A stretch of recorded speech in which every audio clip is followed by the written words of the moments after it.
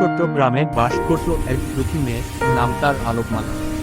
মা হারানোর পর সৎমায়ের অত্যাচারে তার জীবন হয়ে উঠেছিল অসাফল্য। প্রতিদিন কাজ আর অপমান, এই ছিল তার নিয়তি। অর্ধচন্দ্র রাতের শব্দ, নদীর কলকল ধ্বনি।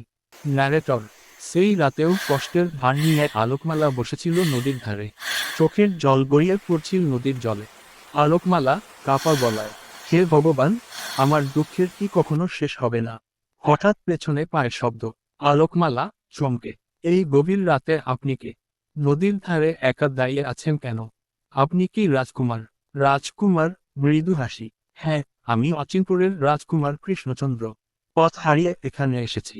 কিন্তু তোমার চোখে এত দুঃখ কেন? ন্যারেটর: আলোকমালার চোখ ভরে উঠল অশ্রুতে। আলোকমালা: আমি অভাগিনী, মা নেই। সৎমায়ের অত্যাচারে দিন কাটে। রাজকুমার দৃঢ় কণ্ঠে: আজ থেকে তুমি আর একা নও, আলোকমালা। তোমার দুঃখ আমি ভাগ করে নেব। পূর্ণিমা চাঁদের আলো উজ্জ্বল হয়। ন্যারেটর: নদীর জলে চাঁদের আলোয় সেই রাতে জন্ম নিল এক নতুন আশার গল্প। কিন্তু